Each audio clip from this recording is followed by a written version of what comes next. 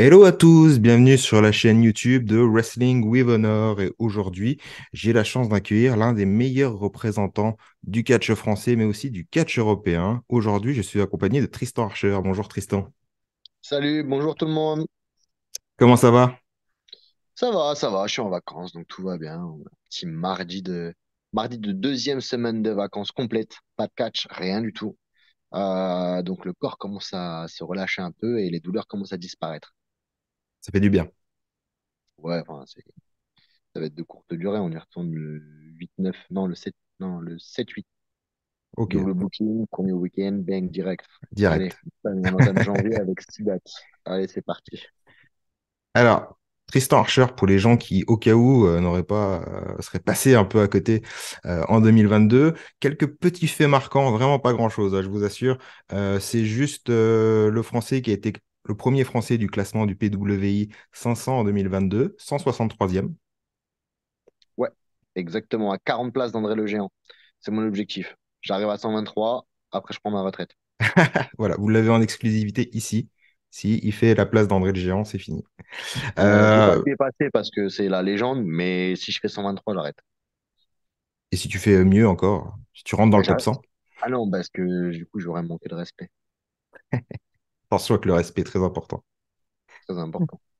Deux fois champion, WXW, cette année, de règne, 259 jours de règne, avec malheureusement un règne qui a pris fin au dernier show de l'année, c'était le 17 décembre, Ouais, au 22e anniversaire de la WXW, mais tu auras globalement marqué cette année par ta présence dans les main events et surtout pour avoir détenu ce championnat à deux reprises, quasiment sur toute l'année, quoi.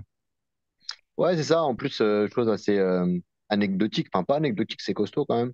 Je suis le premier worker WXW à avoir eu la ceinture aussi vite en bossant pour eux. Et aussi vite deux fois, du coup. Donc, du coup, je crois qu'on fera pas mieux. Et une autre stat Faut que pas j'ai rêver plus, notée, mais voilà. une autre stat que j'ai notée, c'est que ça a été la plus grosse année en termes de booking pour ta carrière, puisque Peut-être. tu... Alors, écoute, j'ai pris en tout cas, et les chiffres que j'énoncerai au fur et à mesure de cette interview viennent de Cage Match. Hein. Ouais, Mhm. moi, j'ai pris par rapport à ton profil ce qu'il y avait dessus. C'est en tout cas pour eux la plus grosse année de ta carrière, puisque tu es à 64 matchs sur Ouais. l'année. Donc, c'est la plus grosse année de ta J'en ai un carrière. peu plus normalement, mais quand même, je j'oublie quelques matchs parfois. Là, dans ma tête, je suis à 72, mais après, Alors, coûte que coûte, peut-être je que pense je que me c'est la trompe. plus grosse année de toute façon. Ouais, non, là, et puis l'année prochaine, ça annonce pareil, moi qui voulais me reposer, ça va être compliqué. C'est pas le moment. Non. Un mot pour décrire ton année, ce serait quoi? Bonheur, bonheur, vraiment, j'ai eu la chance de pouvoir bosser avec la WWE, c'était mon rêve d'enfant. Et j'ai beaucoup trop focalisé dessus pendant un moment donné, après le Cruiserweight Classic, quand le responsable du recrutement m'a serré la main et m'a dit surveille tes emails, tu vas bientôt revenir, et que c'est jamais arrivé en fait. Parce que de un, déjà, j'ai jamais renvoyé de mail et apparemment j'aurais dû, blablabla. Bref. Oh, bref, voilà. Et j'avais beaucoup trop focus dessus. Et quelques rencontres ont fait que j'ai réussi à retrouver ma passion pour le catch. Et, euh, et en fait, le catch, c'est pas que la WWE. Le catch, c'est de partir un week-end en Allemagne et de retrouver des gens qu'on apprécie, que ce soit backstage ou peu importe. Et puis la semaine d'après, c'est d'être à Dubaï. Et la semaine d'après, c'est d'être en Italie, à Rome, enfin, et de rencontrer des gens et d'avoir une sorte d'énorme famille à travers le monde. Et, euh, et pour moi, ça, c'est la définition du bonheur. Je m'amuse. Je m'amuse, je suis content quand je pars, je suis content dans les vestiaires, je suis content quelle que soit la destination. Donc, ouais, cette année 2022, c'est bonheur. Bonheur. Ah bah voilà. Un très bon mot pour décrire ton année. Justement, tu nous as parlé de petites choses alors sur lesquelles on va revenir. Je te propose une interview en trois temps.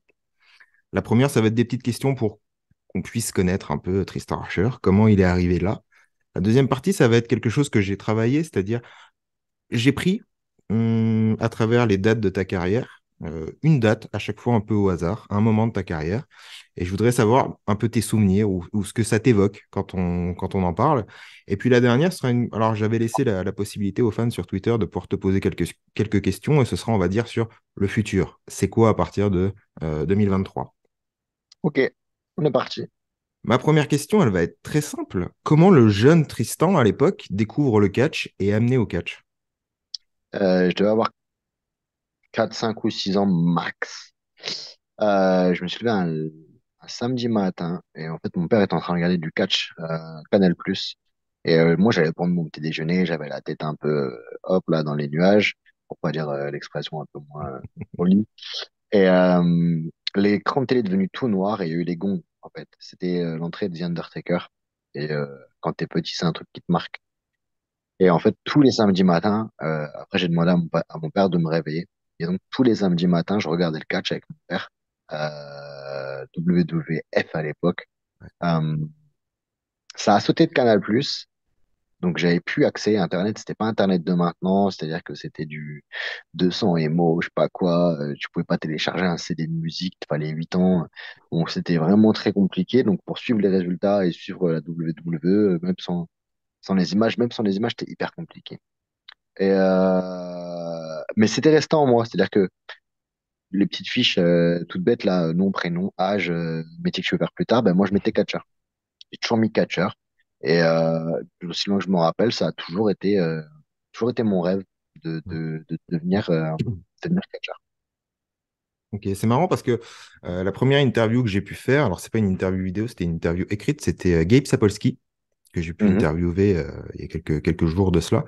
Et c'est marrant parce que lui, quand je lui demande comment il est devenu fan de catch, c'est exactement pareil. Il me parle du samedi matin de la WWF à l'époque. Alors, forcément un peu plus vieux que toi. Mais il me dit c'est ça, c'était les samedis matins et je pouvais plus attendre d'un samedi à l'autre, ça devenait trop long. Et c'est marrant parce que finalement on voit que, bon, de toute façon on le sait, mais globalement tout le monde est passé par sa période WWE pour devenir fan de catch, peu importe aujourd'hui si on critique ou pas le produit. Ouais, c'est ça. Après, c'est ça, c'est le produit le plus global, c'est le produit qui touche le plus de personnes. Après, en grandissant, on a des affinités qui changent et c'est tout à fait normal, hein. Comme le foot, on commence, on aime la Ligue 1 et puis en grandissant, on aime peut-être un petit peu plus le championnat anglais ou le championnat allemand ou le championnat italien ou espagnol. Je sais pas s'il y a d'autres championnats parce que je connais pas trop le foot, mais là, j'ai donné ceux de tête des conversations que T'as je donné les plus gros, c'est bon. que je subis, des conversations que je dans les salles de sport parce que j'essaie tant bien que mal de suivre ce qui se passe pour pouvoir discuter un peu avec les copains. Mais ouais, voilà, je pense que c'est mainstream la WWE. C'est comme, on peut prendre le même exemple avec le cinéma. On va aimer l'univers Marvel et puis après on va se mettre à aimer des trucs un peu plus spécifiques, mieux écrits, avec moins d'effets spéciaux, plus d'histoire. Enfin voilà, c'est les goûts, ça se comprend pas, ça se construit. Et puis en tout cas, on peut tous dire, je pense, un grand merci à la WWE pour ce qu'elle a apporté dans la vie des gens et dans le catch en lui-même. Parce que je pense que sans la WWE, il n'y aurait pas toutes ces branches, il n'y aurait pas tous ces produits, il n'y aurait pas tous ces produits dérivés et toutes ces, on va dire, c'est pas des WWE bis, mais c'est ces promotions de catch qui plaisent à tel ou tel type public. C'est un peu comme dans les mangas. Il n'y aurait pas Dragon Ball de base, et il n'y aurait pas One Piece, ou il n'y aurait pas Naruto, il n'y aurait pas eu My Hero Academia, il n'y aurait pas eu tout ça parce que c'est Dragon Ball qui a créé le boom. Et le boom, derrière, ça a fait des bébés. Pareil pour la WWE. Tu parlais à l'instant des petites fiches à l'école où tu mettais que tu voulais devenir catcheur. Justement, comment t'as commencé ton parcours en fait à quel moment tu t'es dit bah ça y est, c'est le moment d'aller à l'entraînement ou voilà, je veux m'inscrire dans ce truc pour ça y est, je veux être catcheur. Alors ça, c'était très compliqué. Moi, je suis pas issu d'un milieu très, très favorisé. Euh, j'ai eu énormément d'argent, euh, tout petit. Euh, donc du coup, partir, c'était pas envisageable. Faire du déplacement, c'était pas envisageable. Donc ça a toujours été un peu problématique pour moi au début. Euh, donc j'ai fait tout ce qui était sport de contact, tout ce qui était sport de contact possible. Dès que bon, j'habitais à la campagne, dès qu'il y avait des troncs d'arbres à aller couper en forêt, j'allais couper des troncs d'arbres, je prenais des stères de bois. tous les entraînements que tu peux voir dans les mangas, les trucs comme ça, les Ouais, mecs qui déplacent des troncs d'arbres, qui livrent des trucs à pied, enfin, ouais, voilà, je peux être sûr que je les ai faits. Je crois à 12 ans, je mettais des germains de souplesse à mon père et il devait faire 90 kilos, je crois, un truc comme ça. Euh, Ça peut paraître, tu sais, un peu, ouais, le mec, c'est un sauvage. Mais oui, mais en fait, quand t'as pas les moyens d'eux, tu fais avec les moyens du bord. Je faisais mes biceps avec des parpaings. Enfin, tu vois, enfin, à un moment ouais, donné, quand t'as ce que t'as, tu fais avec ce que t'as. ouais, Et, ouais, euh, ouais. et donc, je finis mon premier master. Et mes parents m'ont toujours dit, fais des études, tout ça. En plus, bon, comme je t'ai dit, je venais pas d'un milieu super aisé, donc j'avais la bourse, donc ça me permettait d'avoir un peu d'argent, de faire des études et tout, donc c'était plutôt cool pour moi. Donc j'ai fini un premier master qui m'a pas plu du tout. Et je me suis dit, non, c'est pas ça, c'est pas Ouais. possible. J'ai dit, vas-y, je prends une année sabbatique, je travaille au max. Comme j'ai déjà travaillé à droite à gauche, j'ai un gros CV. Et du coup, je me suis mis dans une usine en 5-8. J'ai ramassé comme pas possible et je suis parti au Canada, tout simplement. Je me suis dit au bout du premier master. Du coup, j'ai commencé très tard, j'ai commencé, j'avais 24 ans. J'aurais bien aimé avoir commencé à 16 ans et avoir 8 ans d'expérience à 24 ans et avoir 24, 35, 37, ça fait 13, avoir 21 ans d'expérience maintenant. Tu vois, genre, T'es parti chez Lenstorm, hein, c'est ça? c'est ça, exactement. Parce que c'était le seul coach qui était en permanence dans son école, tout simplement. Il y avait l'école de Shawn Michaels qui était tentante, mais il n'était pas tout le temps là. Il y avait l'école des Dudley qui était tentante, mais ils n'étaient pas tout le temps là. Booker T, c'est la même chose. Euh, Lens était entraîneur WWE à un moment donné. Il était entraîneur à la FCW, là, avant NXT. Et donc, je me suis dit, il n'y a pas meilleur endroit. Ouais, effectivement, ouais. Lenstorm, plutôt reconnu quand même dans le monde du catch. Ouais, mais c'est une légende, hein, techniquement parlant. Il n'y a pas un gars qui. Enfin, s'il y a plein de gars qui étaient à son niveau, mais c'est parce que c'était une autre époque de catch où les mecs, ils bouffaient du catch non-stop et ils étaient techniquement super au point. En plus, lui, il était hyper athlétique. Ouais, ouais. À ce moment-là, quand tu donc, t'y vas, c'est quoi tes modèles, on va dire tes exemples, tes inspirations, même si elles sont pas, alors dans le catch et même en dehors, c'était quoi pour toi, tu t'es inspiré de quoi ou de qui un peu? Euh, Moi, j'ai jamais eu vraiment d'énormes inspirations en mode modèle, Hmm. pas trop. Genre, moi, à part mon papa, en grandissant, je me suis aperçu qu'il a fait énormément de sacrifices pour nous. Euh, c'est des trucs un peu perso, mais après, je m'en moque, tu vois, j'en parle Ouais, ouvertement, mais tu sais, quand t'es petit, tu t'aperçois pas, ton daron, il mange pas le soir. ouais, c'est Tu ça. fais pas, en grandissant, tu t'aperçois qu'il mange pas le soir. Hmm. Et que le dimanche, on mange des crêpes tous les dimanches, c'est cool. Mais en fait, c'est parce qu'il n'y a pas les moyens de manger autre chose. Des œufs et du lait, c'est pas cher, tu vois. Mhm.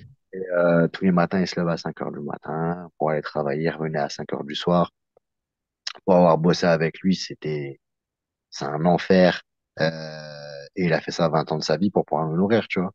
Donc, euh, quand je pars au Canada, je me dis pas j'y vais les mains dans les poches. Je me dis ouais, et je vais me défoncer.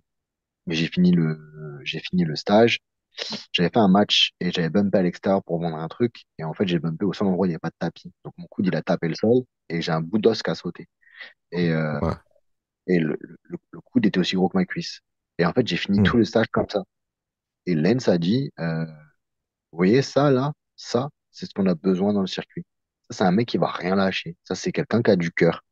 Et ça m'a fait plaisir parce que quand je regardais mon daron, c'était pareil. C'est-à-dire que le mec, il se mettait pas en arrêt maladie. Jamais. S'il se mettait en arrêt maladie, il perdait de l'argent. Donc, il allait travailler avec des entorses. Il allait travailler avec, il se faire opérer de la main. Il avait un bout d'os qui avait sauté. Il avait mis un bout de côte à la place d'un os dans la main, je sais pas quoi. À peine c'était le balafre était enlevé, il était retourné au travail. Alors qu'à la maison, il n'arrivait pas à tenir une fourchette. Ouais. Enfin, tu vois, c'est, Mhm. alors après, est-ce que c'est un modèle? Oui. Est-ce que c'est un idole? Je sais pas. C'est mon papa. On peut pas dire que je l'idolâtre. Mais, dans sa façon de faire, je pense que ça a été un peu le seul, euh, le seul modèle que j'ai eu et que je garderai toujours. Bah, c'est un bel hommage à ton papa, en tout cas. Je te l'avais dit, on va revenir sur quelques dates de ta carrière un petit peu. Moi, j'ai fait un petit peu le tour. On va regarder un peu à chaque date, à chaque année, qu'est-ce qu'il y avait. Alors forcément, ce sera peut-être pas forcément les plus gros événements de l'année que j'ai choisi. Euh, Si je m'en mais rappelle, c'est parfait. si tu t'en rappelles, c'est parfait. Si tu t'en rappelles pas, bah, tant pis, on passera à l'année d'après, hein. Juste avant de commencer l'histoire des dates, parce que je me l'avais gardé pour plus tard, mais juste aujourd'hui, parce qu'on parlait des modèles éventuellement que tu aurais pu avoir dans le catch, est-ce qu'aujourd'hui, tu as encore le temps ou est-ce que tu as encore l'envie ou la passion de regarder du catch à la télé, soit du direct, soit des matchs, je sais pas, des années 90, j'en sais rien. Est-ce que tu regardes, est-ce que tu consommes encore un peu de Ouais, catch? je regarde encore. À l'époque, je suis parti chez Landstorm, j'aime beaucoup Kurt Angle, Shelton Ouais, Benjamin, Chris Benoit, Eddie Guerrero, ouais. Dean Malenko. C'était des mecs un peu de mon La gabarit, un peu technique, quoi. technique, tout ça. Ouais. Voilà, ouais, voilà, intense technique. Mm. Euh, et à l'heure actuelle, ouais, je regarde encore. Il y a des pay-per-view VVE que je regarde encore en direct. Ouais. Quand je suis en vacances, par exemple, Mm. peu importe. J'ai regardé leur pay-per-view là quand ils l'ont fait en Europe. Ouais. Clash at Je the crois que j'ai Castle. regardé. Ouais, je crois que j'ai regardé Summer Slime live. Je vais essayer de regarder WrestleMania live. Euh, T'as vu le retour de ça- Cody Rhodes, du coup. ouais, c'est ça. J'ai vu. Enfin, j'essaie de voir aussi un petit peu. Je sais pas, quand la jeune génération m'envoie des matchs, genre règlement aime bien envoyer des matchs de NJPW, je regarde. Ouais. Euh, Quand je vois un truc qui traîne, j'arrive et que c'est gratuit, je regarde. Faut que ça soit gratuit parce que je ne paye pas. Euh, je regarde tous les shows de la VXV, Ouais. même si je les vois Tu les vois en pour la live. plupart en live. Ceux que je rate, je la regarde quand ça repasse sur le VXV Now, je les regarde. Euh, non, ouais, j'essaie de continuer à regarder le catch, mais vraiment le seul que j'arrive à encore regarder avec un mode cerveau off, pas catcher, c'est la WWE parce que je me dis, Ouais. bon, voilà, c'est pas compliqué à booker. Des fois, je suis un peu surpris. J'avoue, des fois, il y a des spots ou des constructions de matchs que je trouve intéressants, que je pensais pas que ça allait sortir à la WWE et je trouve ça chouette. Bah après, c'est vrai que c'est plus facile de débrancher son cerveau de catcher en regardant la WWE qu'en regardant la NJPW parce que du coup, NJPW, c'est quand même très costaud. Ouais. Ouais, ouais. Très, très, très costaud. Avec Euh, des main events qui vont durer 1 heure, c'est ça, des avec shows qui durent du 5 heures. storytelling, et du storytelling, de Ouais. l'intensité. Et là, tu réfléchis à tellement de détails parce que tu veux récupérer plein de choses, tu vois. Les seuls que j'ai un peu de mal, c'est AEW. Ok. Parce que je pense que ça correspond pas trop à mon style de catch. Ça dépend des matchs. Ouais. Euh, Là, la série entre les Young Bucks et Death Triangle. Pac, tout ça, là, j'ai du mal. Genre, Ah ouais. athlétiquement, je pourrais jamais faire ce qu'ils font. Je leur Mm. tire mon chapeau, tout ça.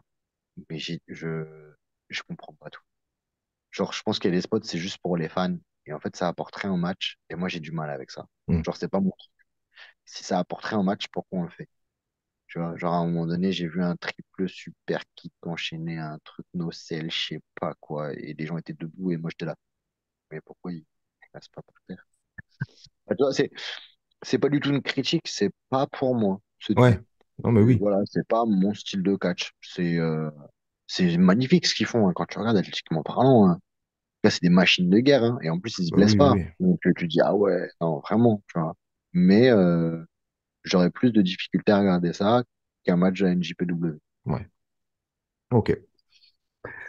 Donc commençons un peu sur les dates que j'ai retenues pour toi. La première que j'ai sélectionnée, c'est 2009. Donc on remonte, hein, tout début, quasiment. Oui. La Force francophone de catch à Toulouse. Ouais, F2F. Un match contre Styx, le catcheur anglais, Exactement. et, et une bataille royale dans le même show. Exactement. Les souvenirs?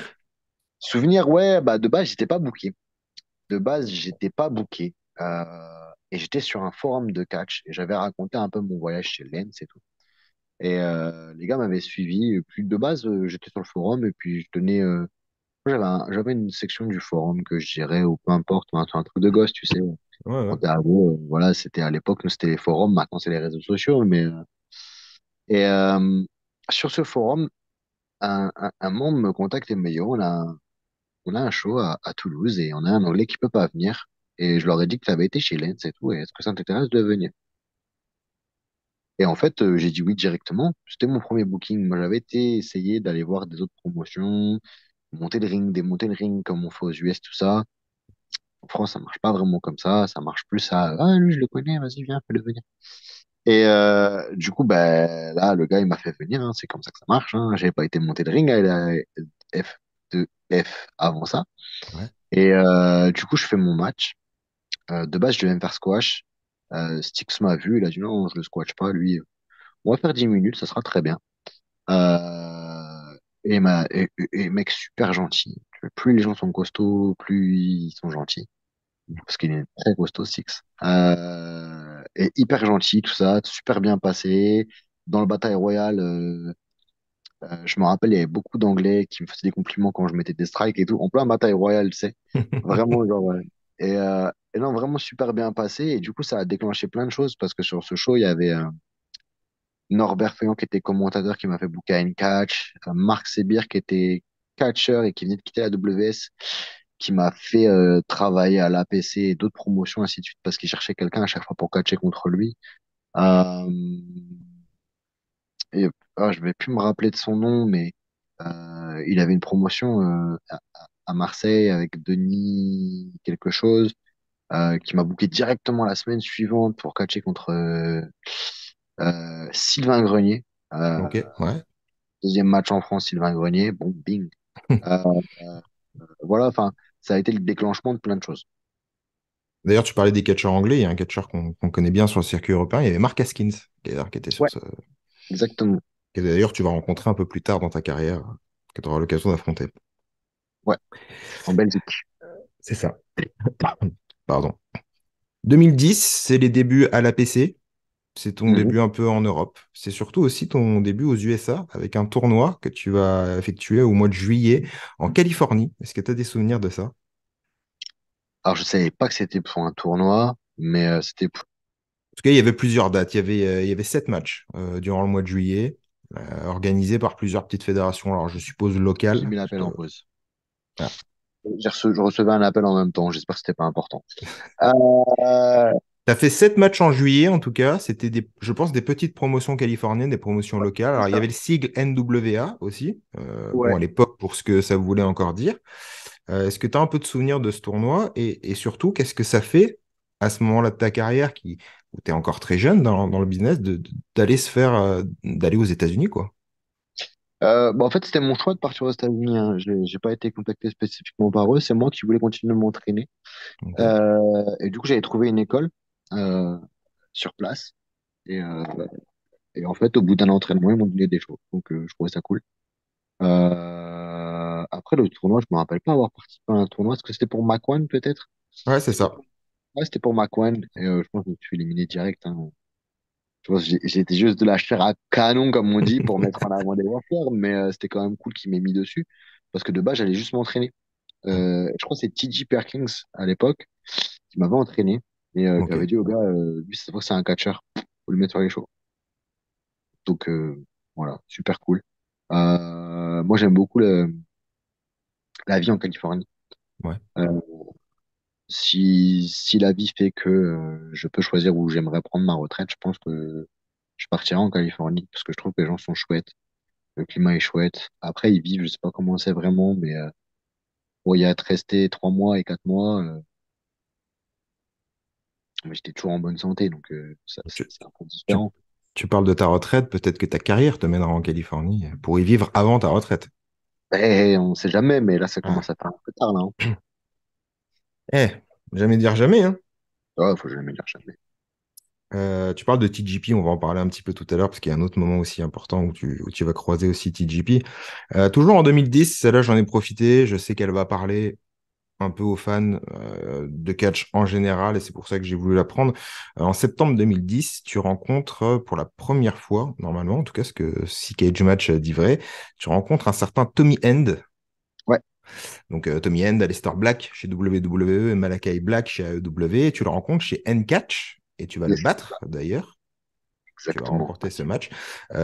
Juste comme ça, pour la petite anecdote, il était comment à l'époque grave à cool. Lester, Malakai, Tommy, qui d'ailleurs, Tommy, je me souviens pour la petite anecdote, moi de ma part, j'ai eu la chance d'aller au show NXT qu'ils avaient organisé en France en 2018. Et il était en main mhm. event en tant que champion.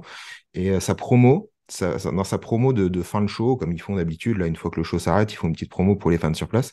Et le premier truc, c'est qu'il remercie la France et les fans parce que c'est quasiment l'un de ses premiers matchs de sa carrière. Il a eu l'occasion de le faire dans le Nord. Alors, je crois, je suis un peu nul dans le Nord Pas-de-Calais, je sais plus où exactement, mais il se souvenait en tout cas très bien de son premier match en France et de toutes les fois où il avait eu l'occasion de passer en France. Ouais, Tommy, c'était vraiment quelqu'un de très très chouette. Il m'a donné de très bons conseils. On est plus trop en contact là. Ça fait un petit moment que j'ai pas eu de nouvelles. Je crois que la dernière fois que je lui ai parlé, c'était peut-être il y a un an et demi, 2 ans. Ok. Du coup, peut-être envoyer un petit message juste pour prendre un peu de nouvelles. Il m'a donné de très très bons conseils. C'est lui qui m'a ouvert les portes en Europe en fait. Après notre match, il a demandé à catcher contre moi en- aux Aux Pays-Bas. Pays-Bas, ouais. Il a commencé à essayer de me faire venir à la VXB, mais ancienne direction, Mm. pas la nouvelle. C'était pas ça, ça s'était pas bien passé avec l'ancienne direction. Enfin, c'est pas que ça s'était pas bien passé, c'est que je ne correspondais pas à ce qu'il cherchait à ce moment-là. Donc, du coup, je Ok. crois que j'ai fait 2 matchs avec Zvezda à cette époque-là et après, plus rien pendant 6 ans ou 7 ans. Et Du coup, tu viens non, de voilà, rayer mon année 2014 parce que c'était ça, l'année 2014, c'était c'était la VXV. c'est pas grave, on en reparlera. Ouais. Mais non, très chouette gars, vraiment, genre, en plus, il m'avait grave saucé sur un truc Reddit, je crois, question, je sais pas quoi, et ils lui ont dit, ouais, c'est qui les catcheurs avec qui tu préfères bosser? Il avait mis 3 blazes, il avait mis Daver et Charles, je sais plus qui d'autre, et moi. Et je dis, Ah oui. frérot, c'est beaucoup quand même. Je me plate là. Mais ouais, non, très chouette type. Vraiment, humainement parlant, vraiment quelqu'un de très humain, très chouette. Une très grande expérience dans le ring qui m'a beaucoup fait progresser. Donc, tout mon amour pour Tommy. Quand tu le vois aujourd'hui, alors au moins à la télé, machin, tu revois des choses de lui de l'époque où c'est un mec où c'est devenu une star et puis il n'y a plus rien à voir, quoi. Non, bah, c'est pas que je revois pas, c'est que il a développé une autre façon de catcher, tout simplement. Il a une façon de catcher télé maintenant, très télé. Ouais. Il est capable d'envoyer du pâté, hein. Il suffit de voir ses main events à NXT, mais Mm. maintenant, il a vraiment un style de catch qui est plus pour faire réagir les gens que ce qu'il faisait avant. Avant, il était très spotty, ça partait dans tous les sens. Maintenant, il est très, il réfléchit beaucoup plus à ce qu'il fait et pourquoi il le fait. Et pour ça, on ne retire pas ses capacités athlétiques qui sont incroyables, hein. Mais du coup, ça a un peu ralenti son travail, on va dire, entre guillemets. Mais moi, je trouve que ça le rend plus intéressant maintenant. Ouais, je me souviens, moi, de l'avoir découvert au tournoi Strong Style de la Progress à l'époque. C'était 2000, peut-être 2014. C'était un petit peu avant qu'il aille à NXT. Et Mhm. effectivement, ouais, il avait ce côté. Mais c'est vrai que la WWE lui a donné ce côté aussi où tout est. Mais après, on en parlera plus tard, je pense que tu confirmeras, où tout est axé déjà autour du personnage. Ouais. Donc, tu n'as plus forcément cette liberté. Et c'est ce que beaucoup disent. Ouais, mais on regarde WWE, mais lui, il faisait ça avant, il le fait plus. Ouais, mais aujourd'hui, ça colle peut-être plus avec le personnage. Et je pense qu'aujourd'hui, Aleister Black, Malakai Black, Tommy Yen, comme on veut, je pense qu'il a développé, c'est ce que tu disais par rapport à la télé aussi, tout ce truc par rapport au personnage Ouais. qui fait qu'il est peut-être un peu moins, voilà, qu'il y a des choses que moi en tout cas que j'avais vu à la Progress, effectivement, peut-être à NXT. Je l'ai vu faire deux trois trucs comme ça à NXT, mais après dès qu'il est passé à main roster et maintenant chez AEW, c'est des choses qu'on retrouve pas forcément quoi. Non, mais c'est pas plus mal. C'est peut-être des choses qui sont plus risquées, c'est peut-être des choses qui apportaient pas grand-chose au final à part 2 applaudissements et puis après c'était C'est pas ça. assez de mémoire, tu vois. Alors que maintenant il arrive à créer des moments, des trucs Mm, qui restent dans ta tête sans forcément qu'il y ait des prises de risques extraordinaires. On se c'est rappelle ça. tous de quand il s'assoit dans le ring. Oui. Ouais, carrément. Alors, c'est même pas Carrément. un spot, il s'assoit juste dans le ring. Il fait C'est son ça. petit moonsault, il pose ses pieds puis il s'assoit et tu fais ah ouais. Ou quand il lève le gars avec son pied pour lui mettre Ah le ouais, kick. avant, ouais, j'ai adoré ça. Ça, j'ai adoré Il quand il faisait faisait pas. ça. Il faisait pas avant. Maintenant il le fait, tout le monde s'en rappelle. Mm, C'est des petits trucs qui font que la personne elle reste dans ta tête. Alors que tu prends un mec qui fait que des spots, ben tu vas. Bah, moi j'ai du mal des fois à me rappeler de matchs alors que je viens de les voir, juste parce qu'en fait il y a eu trop de spots. Et tu retiens pas les moments du match ou l'histoire du match ou quelque chose de quelqu'un. T'as juste tellement d'images en tête Hmm. que tu sais plus vraiment ce qui s'est passé. Ouais. 2011, j'ai choisi alors le 1er octobre 2011, puisque c'est ton premier championnat remporté. C'est le Mhm. championnat N-Catch Major Championship que tu vas détenir pendant 560 jours. Ça fait quoi de gagner son premier championnat dans sa carrière? Alors, je vais me faire tirer les oreilles par plein de monde, mais c'est cool d'avoir une ceinture, mais je trouve que ça a jamais changé ma vie. Ok. Genre, je trouve ça je suis très humble quand je reçois une ceinture. Je remercie énormément la promotion qui me fait confiance, mais j'ai pas l'impression que, euh, après, je pense peut-être mal, hein, mais j'ai pas l'impression que ça soit le summum de la gratitude que tu puisses avoir sur un show. Moi, je pense que les réactions du public, la réaction des fans après quand tu vas les voir, euh, bon, ça fait un peu le mec un peu pince, mais le merchandising que tu arrives à vendre derrière, ou peu importe, ce lien que tu crées avec les gens, Ouais. je pense que ça, euh, c'est le vrai goal, ça, c'est le vrai but dans le catch. Tu peux avoir une ceinture et avoir zéro connexion avec les gens, Mm. bah, t'es champion quand même, mais du coup, ouais, les gens, demain, ils t'ont oublié. Ouais. Alors que même si t'as pas la ceinture, si tu fais le match de la soirée, ou si tu fais le moment de la soirée, ou si tu, bah, en fait, les gens, ils vont tous graviter autour de toi. Et moi, je trouve que c'est ça, pour moi, c'est ça le goal dans le catch. Alors après, ouais, j'étais super content d'avoir pour la ceinture en France et tout. Euh, et je remercie N-Catch de la confiance qu'ils m'ont accordée. Et je remercie toutes les promotions qui m'ont donné des ceintures. Mais, euh, mais c'est surtout la confiance, en fait. Genre, c'est surtout ça que je remercie, c'est-à-dire de me booker, de me faire revenir, etc., etc., etc. Ça, vraiment, c'est gratitude éternelle. Après, les ceintures, je les aurais eu, je les aurais pas eu, j'en voudrais jamais à personne. Genre, j'ai eu la ceinture HCW il y a pas longtemps. C'était juste un champion de transition pour faire build up un petit nouveau. J'ai pas pleurniché, hein. J'ai dit pris la ceinture. Il m'a dit, ouais, mais tu la perds au show d'après. J'ai dit, pas de souci. Il m'a dit, t'es sûr, tout ça? Je dis, je suis très content. Si ça le permet de lui build up lui, il est jeune, ça va. Si ça peut l'aider, si ça peut le construire, ouais, ouais, on fait, on y va. Vraiment. Pour moi, je préfère avoir la confiance du promoteur qui me dise, j'ai envie que tu fasses pousser ce petit, plutôt que, bah, fais-moi briller ma ceinture 2 semaines. Ça, c'est un point de vue.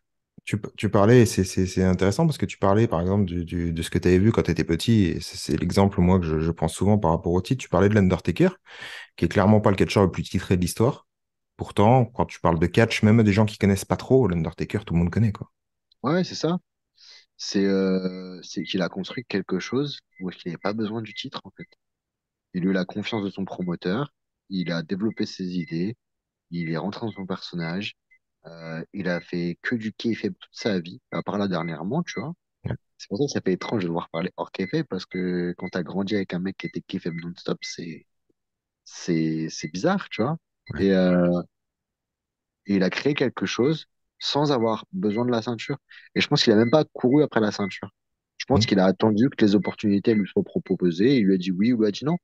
Mais qu'en fin de compte, ce qui comptait vraiment pour lui, je pense, c'était le sport ouais. et et ce côté de union ou lien avec le public, tout simplement. Ce qui est le catch, en fait, tout simplement. 2012, alors 2012, je vais être un peu, je l'ai pris un peu pour moi cette date. Je sais pas si tu en auras beaucoup de souvenirs. 2012, j'ai choisi une apparition que tu as fait à la Ligue nationale de catch dans le Grand Est à Remiremont. Et je Ouais, l'ai pris juste parce que Apocalypse. je l'ai pris juste parce que c'est à côté de chez moi, en fait. Donc c'est un peu égoïste, mais bon, je m'en fous. J'ai décidé de la prendre. Ligue nationale de catch à Remiremont où tu vas affronter Hugo Pérez, un catcheur C'est ça. équatorien. Voilà, j'avoue, c'était le petit moment égoïste, mais est-ce que tu as des souvenirs de ça? Ouais, je me rappelle, c'était le show Apocalypse. Et je me rappelle surtout la fin de match, la fin de show, où c'était à l'époque où on avait dit oui, ce soir à minuit, c'est la fin du monde, tout ça. Donc le show avait duré jusqu'à minuit. À minuit, toutes les lumières se sont éteintes. Et là, quatre chevaliers de l'Apocalypse sont apparus. pour affronter Joe Atlas, je crois. Et donc, on était venu sauver Joe Atlas et on avait tabassé les cheveux de l'Apocalypse. Enfin, bref, c'était spécial, mais mais c'était marrant. C'était un grand spectacle. Il y avait pas que du catch, il y avait aussi des danseuses pro, il y avait des pom-pom girls pro. Enfin, il y Ouais. avait plein de choses. C'était une grosse soirée un peu événementielle. C'était plutôt chouette. C'était plutôt chouette. Puis Ouais, bon, je crois qu'il fonctionne encore un peu comme ça hein, par chez nous. ouais, LNC C'est- continue à tourner un peu c'est un peu Ouais, que ouais. catch français à l'ancienne, quoi. Ouais. Ouais, ouais. Ben voilà, ça c'était pour mon petit plaisir personnel que j'ai choisi. Ouais, pour Euh, l'instant, je m'en sors bien au niveau des souvenirs. Je m'en sors bien, hein. Franchement, et puis bah, celui sur lequel je vais enchaîner, c'est celui que tu as déjà spoilé à tout le monde, parce que c'était ton arrivée chez WXW pour l'époque. Donc deux combats à l'époque, un combat au mois d'octobre 2014 et un autre au mois de novembre 2014. Et bah, je vais te dire ce que tu as dit tout à l'heure finalement. 2014, il a fallu attendre quasiment 6 ans pour que tu y retournes. Ouais. Est-ce que tu peux dire un peu ce qui s'y est passé ou... Non, enfin aussi, je peux le dire, ça s'était bien passé. Pas de fausse perf, rien du tout. J'étais content d'avoir croisé. En plus, j'avais croisé Gresham sur le deuxième show, qui pareil parce que Tommy m'avait saucé de ouf auprès des responsables au premier show et Gresham m'avait saucé de ouf au deuxième show, mais c'était pas la même orga, c'était pas les mêmes responsables et du coup, il n'y avait pas ce clic, il n'y avait pas ce lien, il n'y avait pas ce, je les intéressais pas trop. Peut-être que entre deux j'ai évolué. Je pense qu'entre deux j'ai aussi évolué et que du coup le produit que je propose maintenant est différent et peut-être quelque chose qui leur parle plus, qui leur plaît plus. Mais du coup, ouais, à l'époque, les deux essais entre guillemets n'avaient pas été concluants, tout simplement. Ok, On avait séparé nos chemins. Il y a eu deux, trois autres propositions entre maintenant et 2014, mais j'étais pas dispo ou ce genre de choses et donc du coup ça s'est pas refait avant la pandémie. ok. 2015, tu vas devenir champion de la PWS aux Ouais, Pays-Bas. Pays-Bas. Un règne de 497 jours où tu vas battre d'ailleurs quelqu'un que tu connais bien, parce que c'est Jon Simmons, que C'est tu vas ça. rencontrer encore quelques fois durant tout le long de ta carrière. C'est pas la dernière fois qu'on va en parler, je pense, dans cette interview. Euh, 497 jours champion aux Pays-Bas, t'as quoi comme souvenir de ce run et globalement de ce que tu as pu y faire là-bas? Pays-Bas, c'est cool. La PWS ont toujours été super gentils avec moi. Ils ont toujours amené plein de guests. Et j'ai pu catcher contre Johnny Moss, par exemple, catcher Ok. contre Tony, euh, Jörn, Bad Bones. Enfin, voilà, j'ai pu catcher contre pas mal de beaux monde là-bas. C'était des petits shows, malheureusement. Ça n'a jamais été des grosses salles. Ça a toujours été des petites salles à 120, 130 personnes. Mais j'en garde que des bons souvenirs. L'équipe était super chouette. Euh, bon, après, ils ont eu une vie personnelle qui ont fait que PWS, ça s'est arrêté, Mhm. mais c'était toujours une bonne ambiance. Le ring était super soft en plus. Les fans top. Euh, ouais, non, j'étais content de bosser pour eux assez régulièrement. Son premier booking, enfin, avec ma gimmick de heel un peu, euh, un peu roublard. Donc, toujours un peu facile ce genre de match pour moi parce que un peu inspiré de la Eddie Guerrero. Il faut trouver la petite astuce, la petite feinte différente des autres catcheurs pour essayer d'être original. Donc c'était plutôt un run plutôt cool. Et d'ailleurs, le français il, ça marche partout, hein, de toute façon. Ouais, bah forcément, hein, il y a plein de Français qui essaient de travailler à l'étranger qui sont îles, ça marche pas. Je pense que c'est la façon dont tu l'amènes. Moi, je joue pas trop sur la gimmick française, hein. Mhm. Je suis plutôt sur les faciales arrogantes. Je cherche vraiment des façons de tricher qui sont différentes. Ouais. Tu sais, quand c'est un match avec Gresham, que j'ai fait avec XP il y a pas longtemps, le cut-off, je vais enlever son lacet, par exemple. L'arbitre a le stop, lui demande de refaire son lacet, et j'en profite pour le frapper. Enfin, tu vois, Ouais. c'est des choses que pas ou peu de gens font. Mhm. Mais voilà, je me rappelle d'une fois contre Christian à WXW contre APC, par exemple. Christianium, je bloque un de ses coups de pied Et en fait, je prends son pied et je me mets moi-même dans les cacahuètes. Et en fait, quand l'arbitre se tourne, tout ce qu'il voit, c'est le pied de Bah oui. Christian dans les cacahuètes. Tu vois, c'est des façons de tricher Mm. différentes. Ouais. Plutôt que le truc classique de ah, l'arbitre, il a le dos tourné, je fais ça. Tu vois. Et je pense que Ah c'est ça ouais. qui reste un peu dans l'esprit des gens. Ouais, Euh, carrément. qui fait que ça fonctionne pas mal parce que les gens attendent toujours quelque chose de nouveau, quelque chose d'original. Donc c'est cool. On va passer forcément à 2016, ce qui risque d'être la partie la plus vue de la vidéo, très certainement. Puisque 2016, j'ai forcément choisi ta participation pardon, au WWE Cruiserweight Classic. Mhm. Puisque à l'époque, c'était quand même l'événement. Pas Tristan Archer, mais Clément Petiot a Mhm. participé à ce tournoi.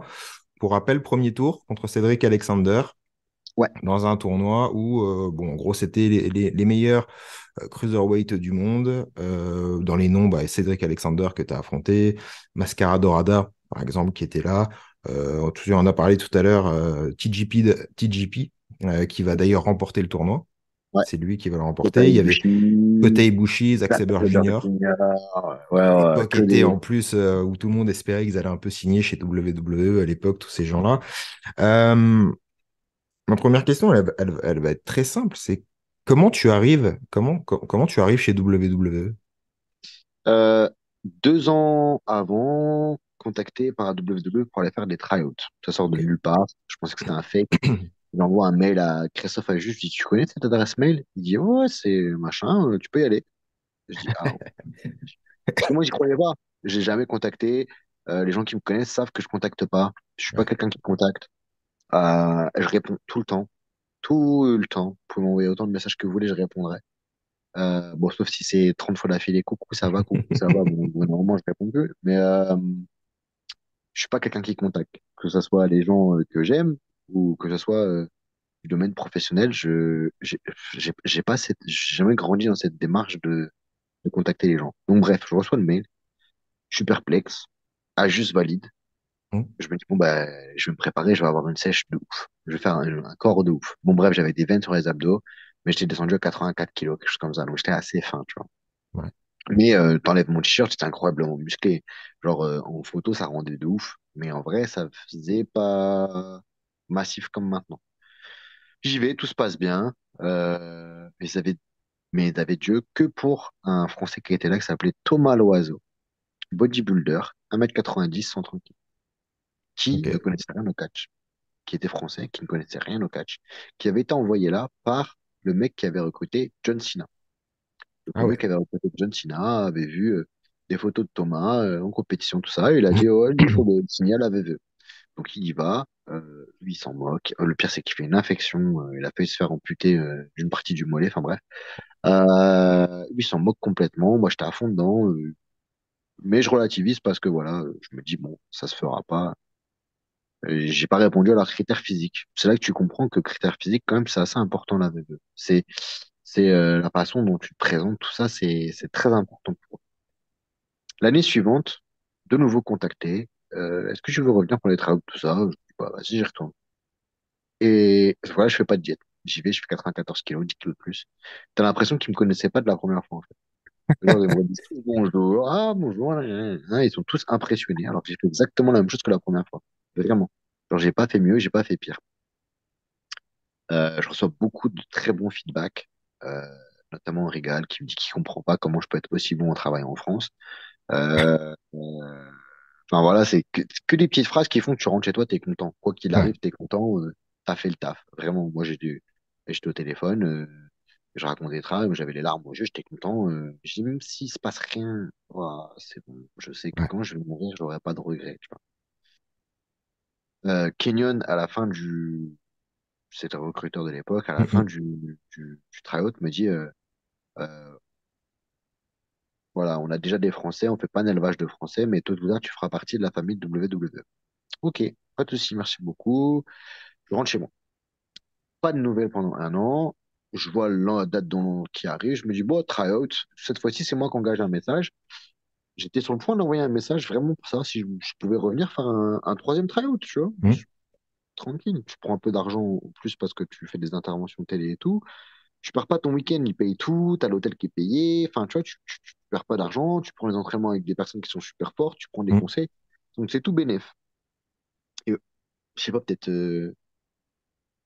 2 jours après que je me sois dit, ouais, je vais envoyer un mail, je reçois un mail. J'ouvre. Salut, ça fait un petit moment. Est-ce que tu peux être en dessous de 205 pour mai? Ou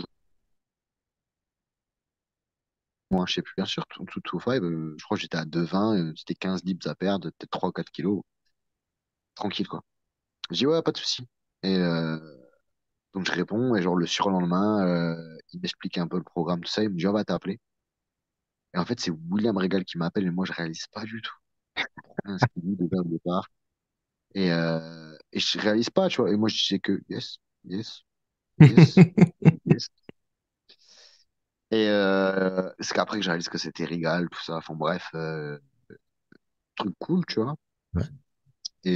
Et donc, après, ouais, Cruiserweight Classic, on part, on arrive sur place. Tout est très bien organisé, un peu comme à l'usine, tu sais, tu dois être à 8 heures là, 9 heures là, 10 heures là, habillé comme ça pour faire ça.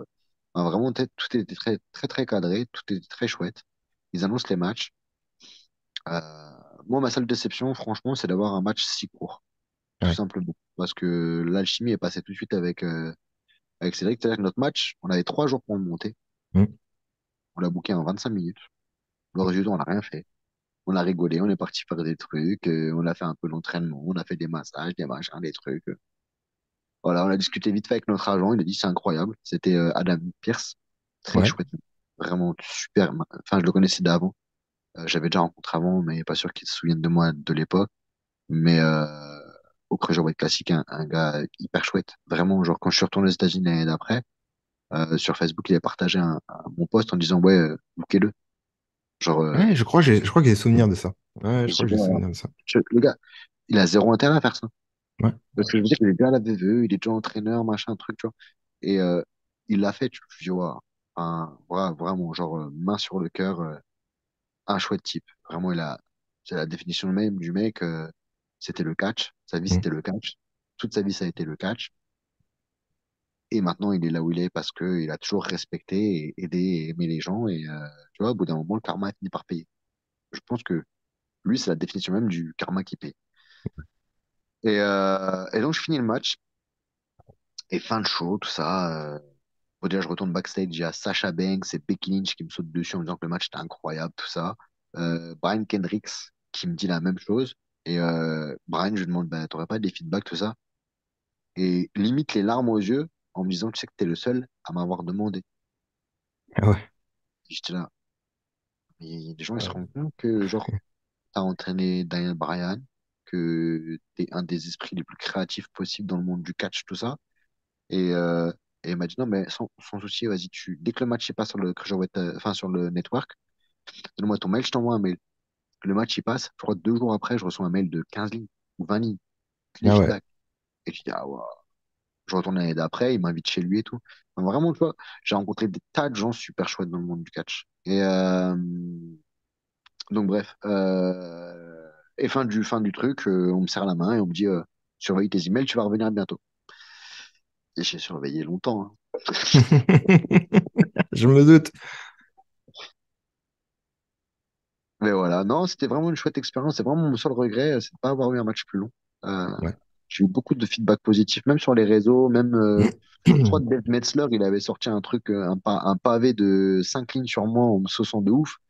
Bon, après, c'est Dave Metzler, voilà, c'est à son avis Oui. à lui, Oui. mais un gars comme ça qui a fait son petit nom dans le truc du catch et tout, qui sort des bons trucs sur moi, il m'a dit, on dirait un mélange de Chris Benoit et de Lance Storm, le genre de catcheur qui percerait de ouf sur le circuit Indie US. Enfin, je crois que c'était des trucs comme ça. C'est mon frère qui avait, un petit frère fan de catch, qui avait récupéré tout ça, qui m'avait envoyé ça. J'avais dit, ah ouais, carré, tu vois. Et ils avaient même fait un live, je crois, il m'avait envoyé le live. Où est-ce qu'ils en parlaient? Et pareil, Mm. ça, tous les mecs qui étaient invités sur le live, en fait, avaient kiffé ce moment entre moi et Cédric, tu vois. Donc, 2016, très belle année. Très belle année. Enfin, surtout ce souvenir-là, très, très beau souvenir. Moi, il y a cette fameuse photo, moi, dont j'ai souvenir, c'est celle alors, je sais pas où elle est prise, mais c'est celle enfin, de Triple H qui est sur le ring et où vous êtes tous devant lui, où il est en train de parler et où Ouais, il y a c'est tous possible. où il y a tous ces talents en face de lui. Donc, on l'a dit, il y a des gars comme Cedric Alexander, Zack Sabre Jr., côté Ibushi, toi au milieu de tout ça. Et cette photo est impressionnante parce qu'on te voit, je crois que toi, tu es sur la gauche, si je ne me trompe pas, de cette photo. Ouais. La photo est impressionnante. Et en plus, c'était complètement fou parce qu'à l'époque, WWE qui fait un tournoi avec des mecs qui catchaient chez New Japan ou à la Noah ou en Europe, c'était. Moi, je me souviens, quand ils ont annoncé le Cruiserweight Classic, je me suis dit, oui, ok, bon, un tournoi de junior un peu avec les mecs de chez eux qui catchent pas trop. Et quand on a vu les noms, on était. Ah ouais, ok. Oh, ils ont fait un vrai truc, hein, ils ont fait un vrai. Ça a été, je crois que ça a été l'événement qui a été le plus relancé, retweeté, patati patata à travers le monde à cette époque-là. 2017, du coup, on est sur. Alors là, pareil, hein, c'est selon Cage Match. Du coup, on est sur ta plus grosse année de booking. On est sur 45 matchs, donc toujours selon Cage Match, encore une fois. 24 compagnies différentes. Est-ce que c'est l'effet WWE à ce moment-là? Je sais, ouais, peut-être, je sais pas.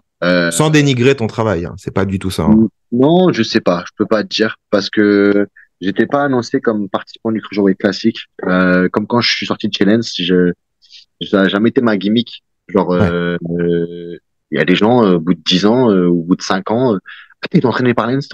ouais, ouais, ouais.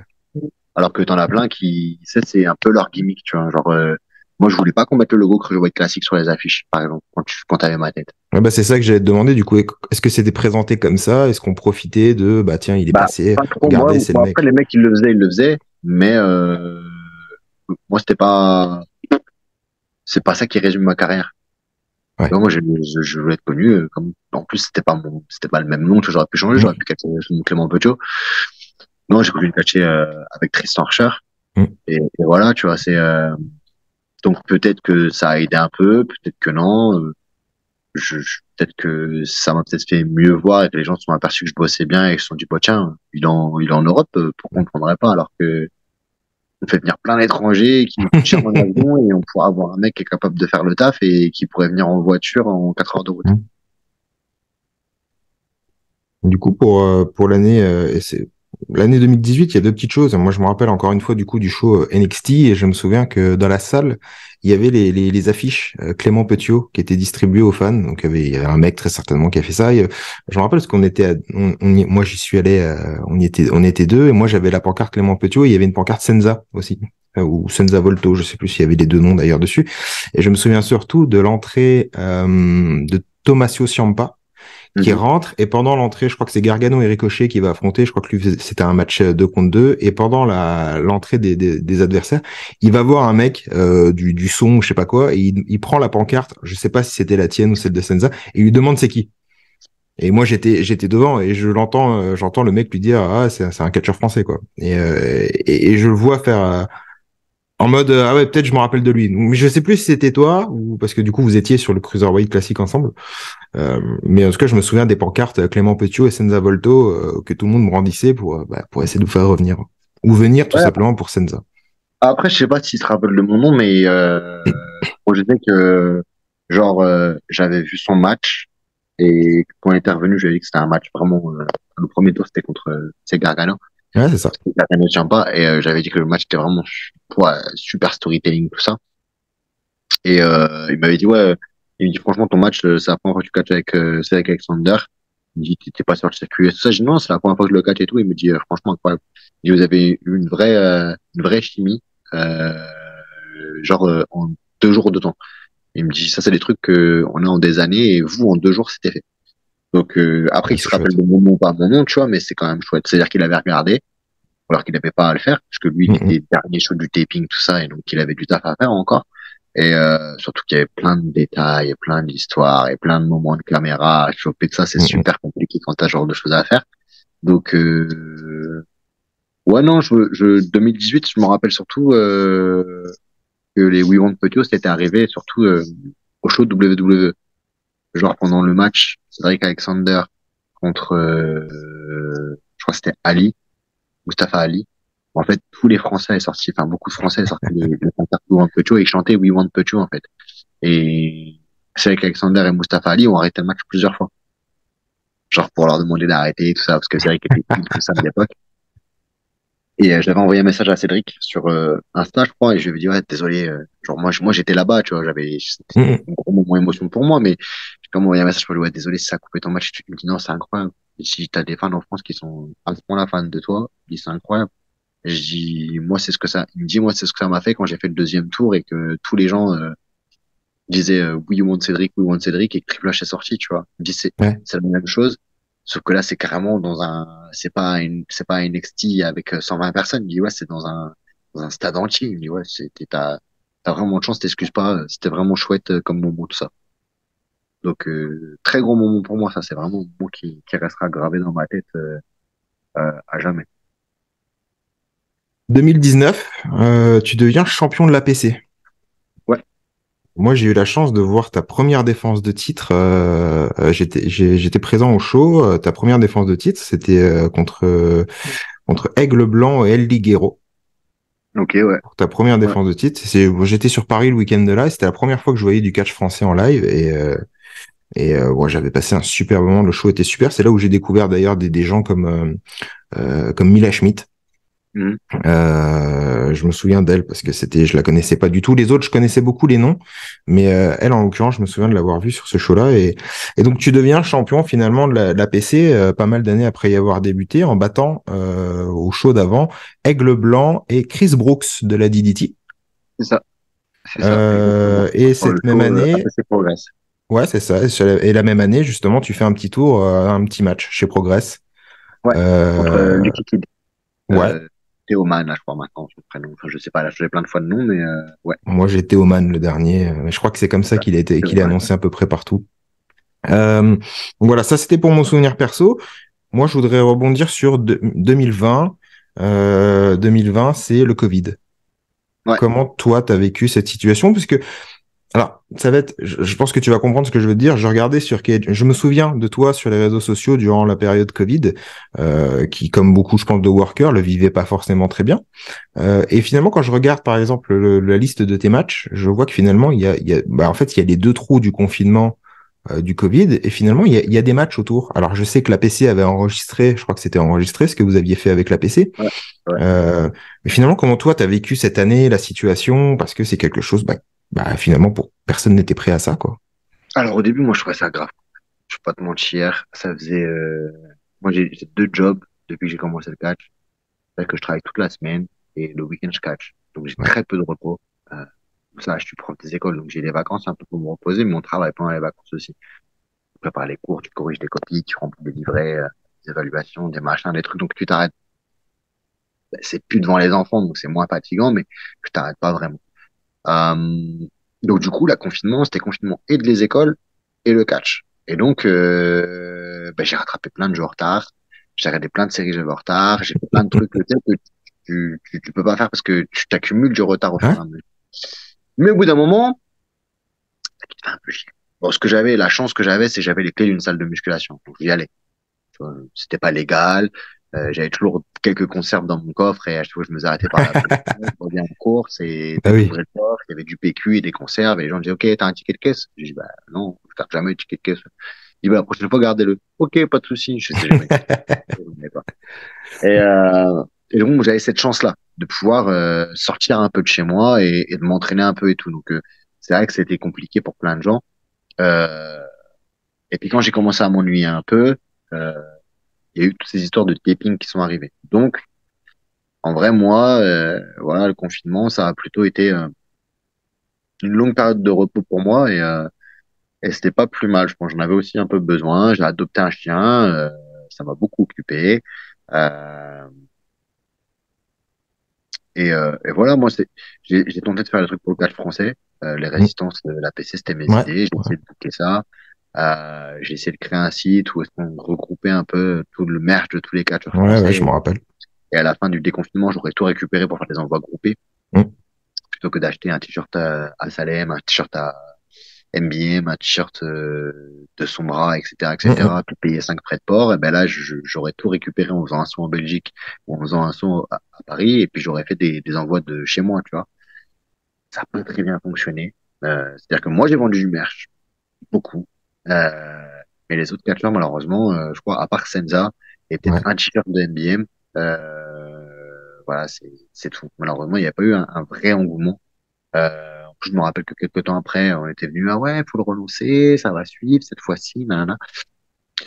Mais en fait, le site était payant, à partir du moment ouais, où tu mets plus de 3 ou 4 articles, Big Cartel, ça devient payant. Et moi, ouais. j'ai payé pendant ce temps-là, j'ai payé pendant les 6, 7, 8, 10 mois, tu vois. Et j'avais dit aux autres catcheurs français, en fonction du bénéfice que vous faites, ben, je prendrai 1 ou 2 euros Mm, mm. pour payer un peu. Et vu que personne n'a rien vendu, je leur ai dit, bon, les Ouais. gars, je vous fais cadeau de tout. En fait. Genre, mettez pas d'argent. Ça sert à rien, personne n'a rien vendu, il y a que moi. Et je vais pas vous demander de l'argent alors que vous avez rien vendu. Et, euh, et voilà, j'avais essayé de faire ça pour le cadre français, j'avais fait donc les trucs résistance. Mais c'est pareil, la deuxième saison, les mecs qui se sont filés les comptes, genre il y avait, je sais pas moi, s'il y avait 100 locations, sans achat, il y avait 800 vues. Enfin, à un moment Ouais. donné, il y a même des catcheurs, on uploadait exprès les shows sur un lien YouTube privé ou sur je sais plus quoi, pour que les mecs puissent avoir leur travail, tu sais, Mm, mm. qui le passaient à des fans.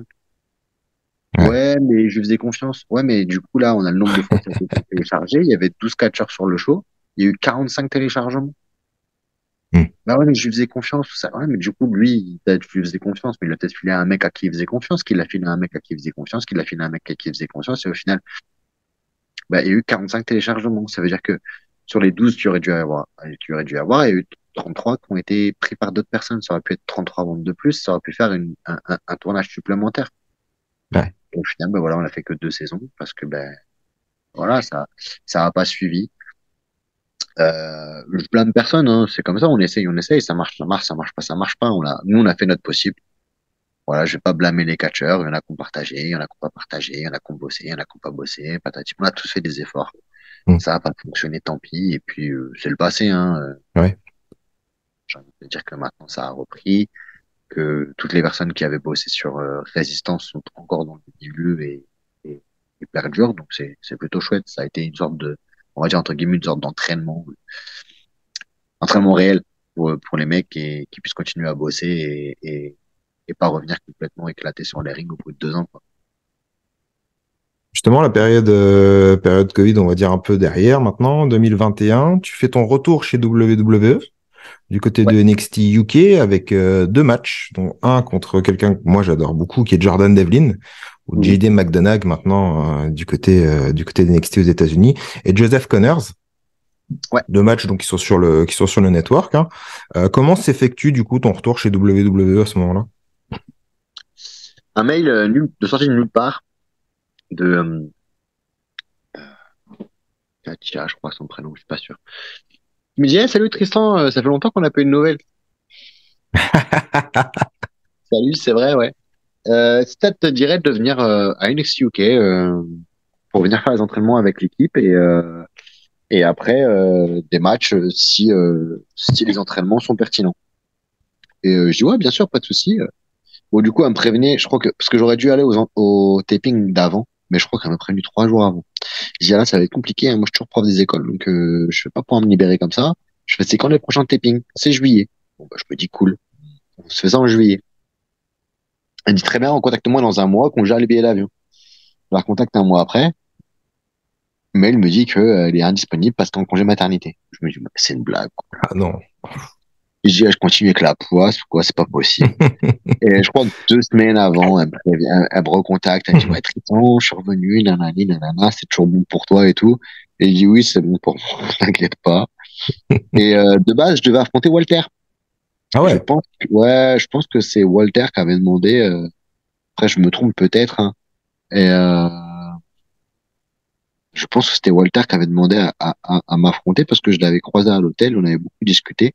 Et il m'a demandé comment ça se passait à la VXV et tout. Et à cette époque-là, j'étais en feu avec Marius Alani, que je trouve Ouais. exceptionnel.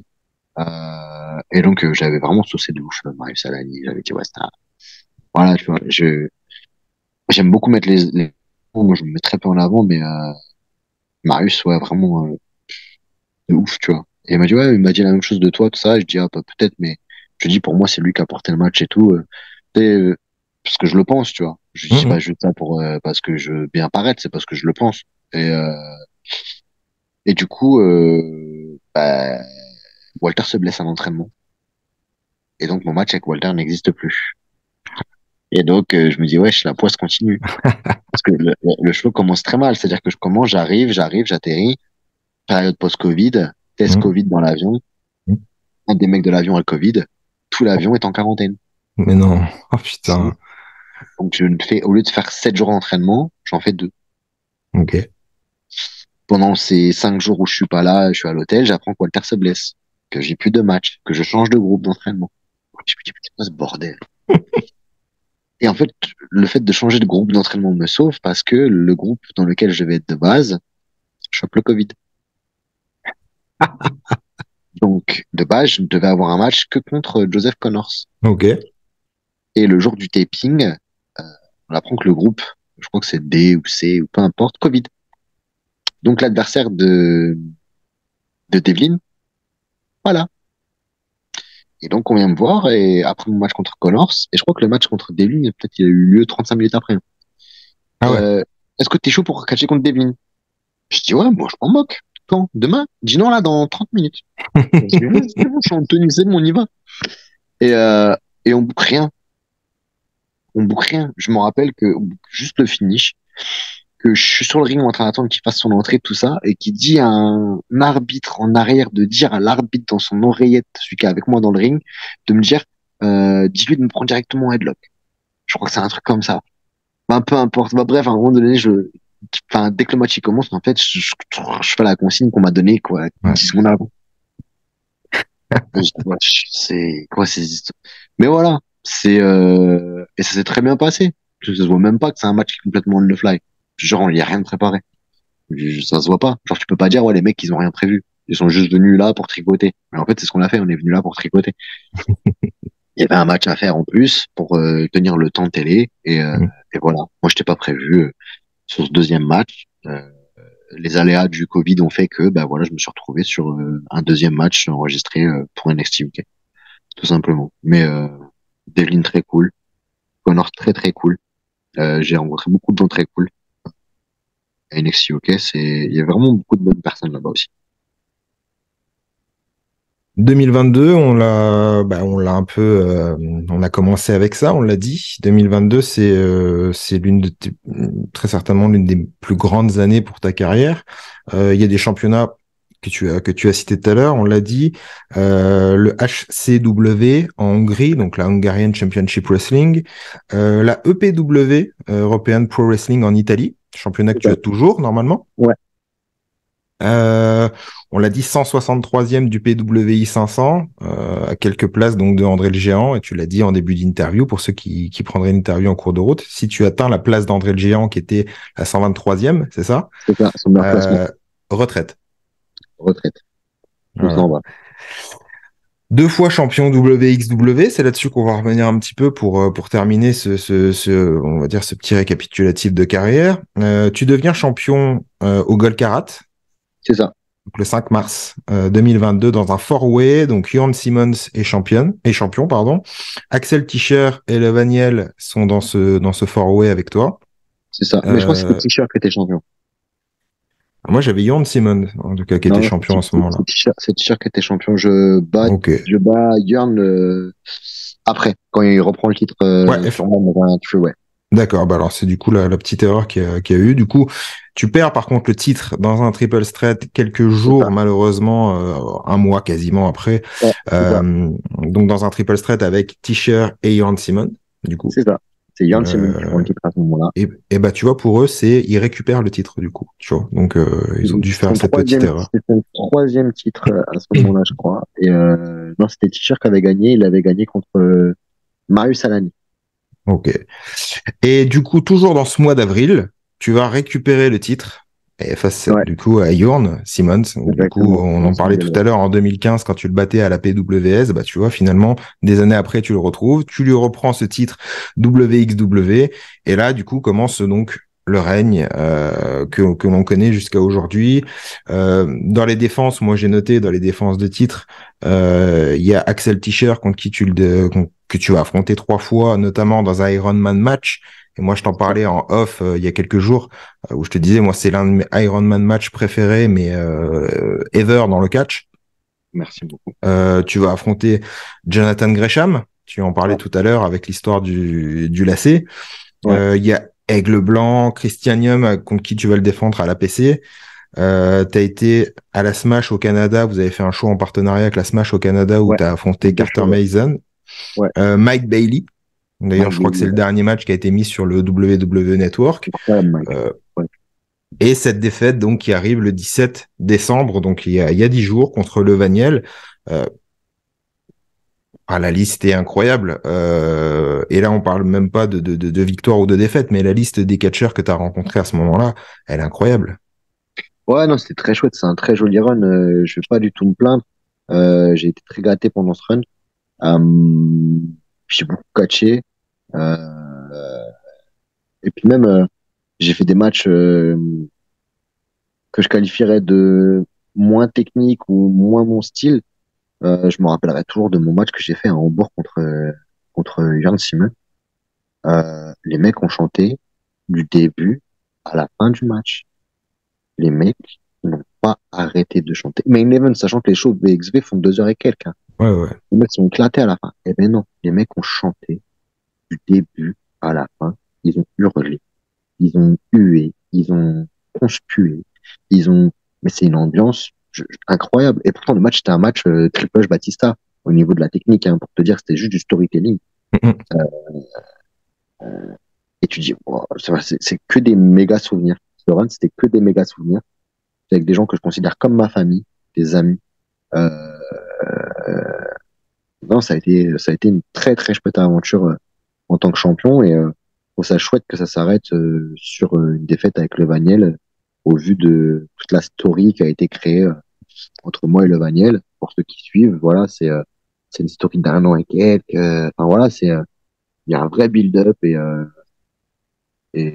comme je t'ai dit, j'aime mettre en avant les jeunes, ceux qui ont le cœur à ça et ceux qui se battent pour ça. Et le Vaniel, c'est l'exemple même de quelqu'un qui vit pour ça, qui se bat pour ça. J'espère que ça va durer. J'espère qu'il va garder cette flamme aussi longtemps que moi j'ai gardé cette flamme et qu'il pourra faire la même chose dans quelques années pour d'autres catcheurs.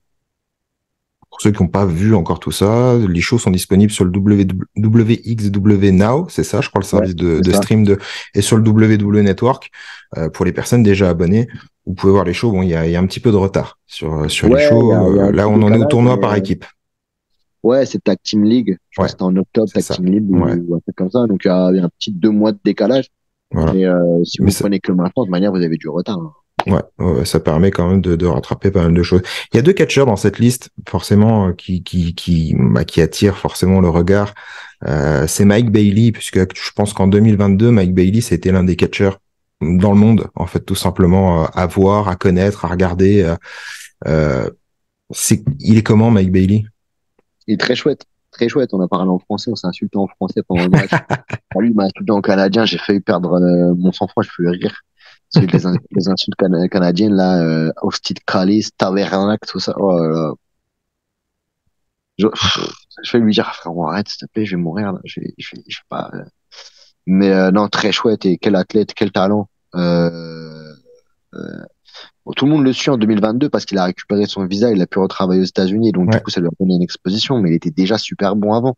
C'est juste que oui, comme il oui, pouvait oui. plus être exposé avec le, à partir du moment où tu catches beaucoup aux États-Unis, c'est genre, tu deviens mainstream, tu vois. Mm. Et son talent était déjà là, hein. Il s'est pas transformé de 2021 moyen à 2022 excellent. Il était déjà excellent. C'est juste que comme il a récupéré son visa, il a pu y retourner et il a pu juste envoyer du pâté de ouf et tout le monde s'est dit putain mon Dieu c'est vrai qu'il est excellent. Et ouais non incroyable, très chouette, plein de conseils. Il a regardé tous les matchs de tout le monde, il a donné des conseils à toutes les personnes qui venaient le voir, mais pas des conseils, ça dure 20 secondes, hein. Des Ouais, conseils ouais. détaillés de fou, vraiment un génie du catch. C'est quelqu'un d'humainement incroyable. Vraiment, je pense que il faudrait plus de gens comme lui dans le catch et ça serait incroyable. On serait tous méga forts. Moi, il y a quelqu'un dans cette liste qui fait partie de mes catcheurs préférés et qui, pour les gens qui suivent Wrestling with Honor sur Twitter, vous savez, on en parle souvent, il y a beaucoup de gens qui en parlent, toujours en bien, et qui ont été plus ou moins un peu attristés par ce qui lui est arrivé un peu cette année. C'est Jonathan Gresham. Ouais. Quand je dis attristé, c'est par rapport, vite fait pour le rappel, ce qui s'est passé avec la Ring of Honor et la AEW, où en gros, voilà, Mhm. il perd son titre contre Claudio Castagnoli, et puis derrière s'ensuit.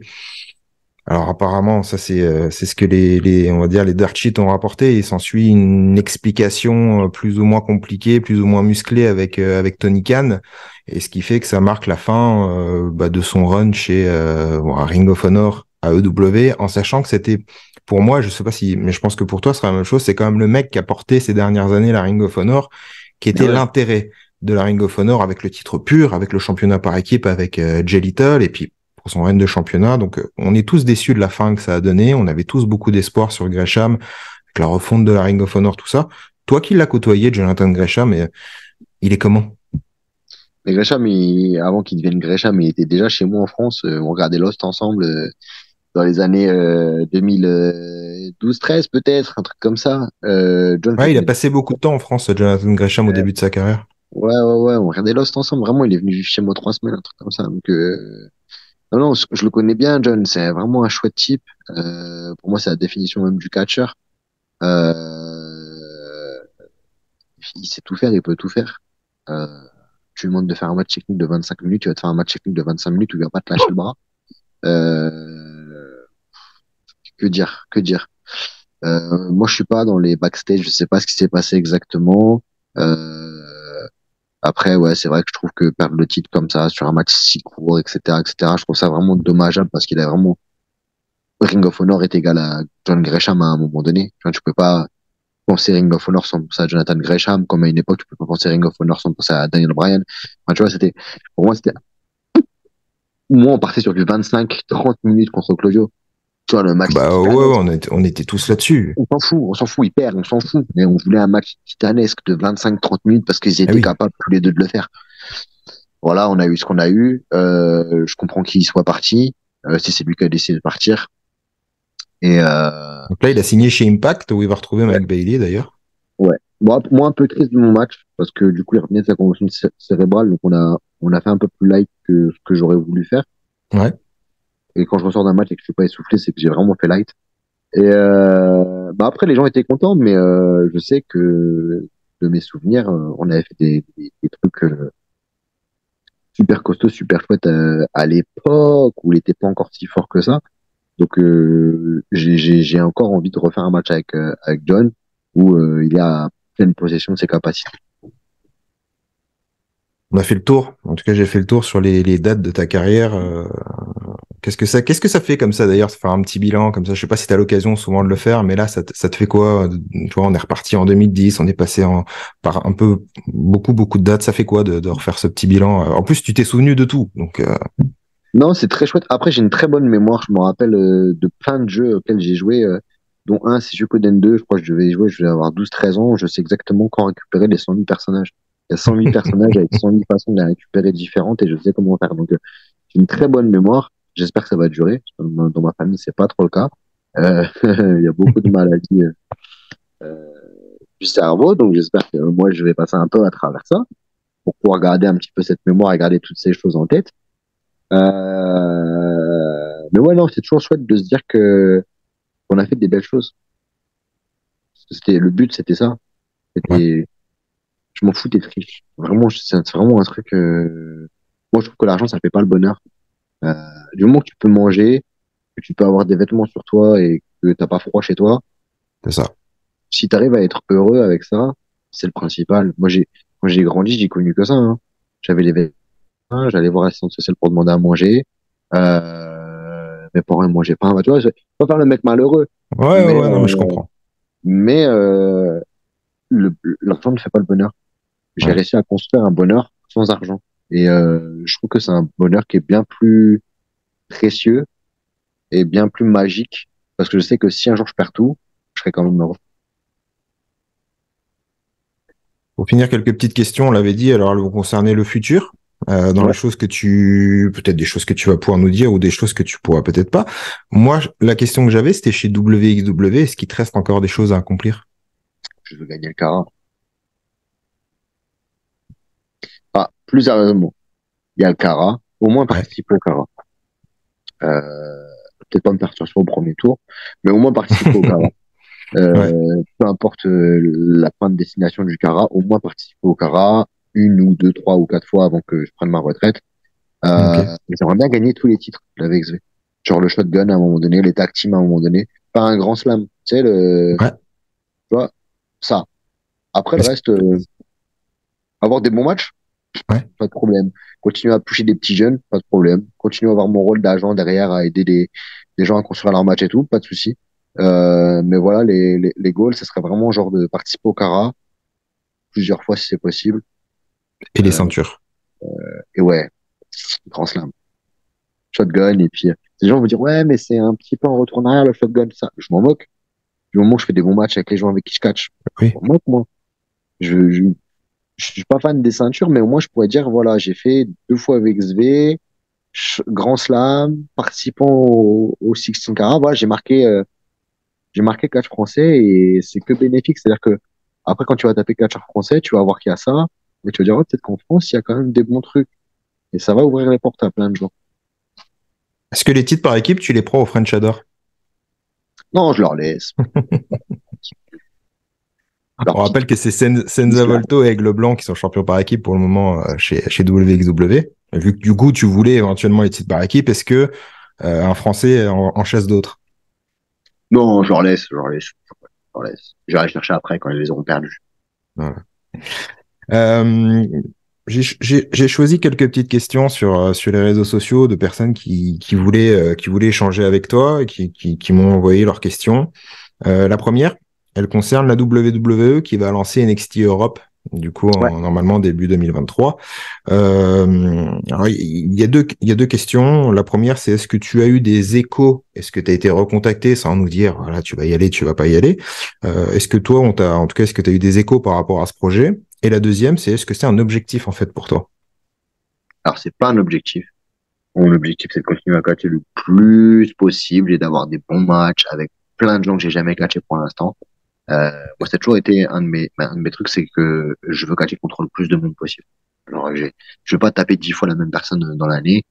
C'est cool s'il y a un programme, mais s'il y a pas de programme, je vois pas l'intérêt pour moi d'aller catcher contre, je dirais un exemple, Vicenza en France, puis Vicenza en Belgique, puis Vicenza en Allemagne, puis Vicenza en Ouais, Italie, puis c'est pas intéressant. Plus je peux catcher de gens différents, mieux c'est pour moi et mieux c'est pour mon bagage de catcheur, parce que c'est comme ça que tu apprends. Et après, bien sûr, s'ils me proposent, moi j'ai pas été contacté, j'ai pas de nouvelles, je sais pas trop ce qui se prépare. Je m'intéresse pas trop, hein, j'ai pas cherché à avoir d'informations non plus. Mais après voilà, s'ils me contactent, moi je suis toujours ouvert. Ça serait cool de pouvoir faire ça full time, c'est-à-dire que pouvoir laisser un peu le métier de professeur des écoles de côté et d'être full time catcher. Je pourrais mieux récupérer, mieux m'entraîner, récupérer un bon physique que j'avais avant tout ça. Parce que là, avec l'âge, ça devient très compliqué de rester sec et de rester qualitatif. Mais on fait ce qu'on peut, on s'entraîne, hein, mais c'est vrai que c'est plus difficile en vieillissant. Et,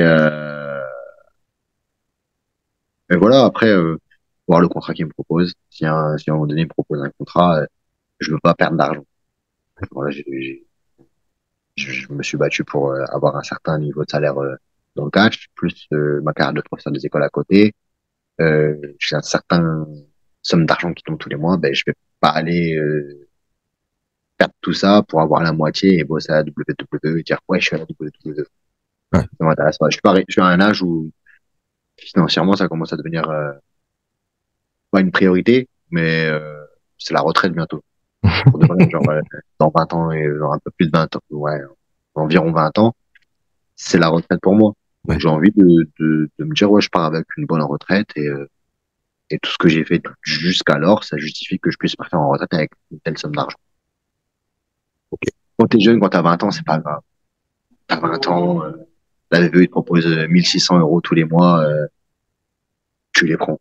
Ah oui, Et t'as oui. 37 ans. On en a parlé un petit peu tout à l'heure, vite fait. All Elite Wrestling, Impact Wrestling, Ring of Honor, New Japan, enfin, le Japon en général. Est-ce que c'est des endroits qui te font alors un peu rêver ou est-ce que c'est des endroits au moins que tu aimerais bien mettre les pieds un jour et peut-être plus, peut-être le Japon que les États-Unis, mais est-ce que c'est des noms où tu te dis, ouais, peut-être j'aimerais bien y aller une fois avant que ça s'arrête. Alors, le Japon, je veux y aller, quoi qu'il arrive, que ce soit pour le Ouais. catch ou pour moi personnellement. Voilà, comme vous savez, je suis très fan d'anime. Je suis aussi très fan de la culture japonaise, très fan de la population japonaise, très fan de l'architecture japonaise, de la nourriture japonaise. Voilà, je trouve que c'est vraiment un chouette pays, un pays unique, culturellement très difficile de s'intégrer aux Japonais, mais ils sont assez fermés, ils sont assez nationalistes. Mais quand tu vois les paysages japonais, quand tu vois les gens quand ils sont polis, courtois, quand tu vois la propreté du Japon, quand tu vois toutes ces choses-là, ouais, moi j'ai envie d'y aller juste pour moi. Après, je suis pas fermé du tout, comme j'ai dit, à aller bosser dans n'importe quelle promotion. À partir du moment où je travaille, moi, tout me va.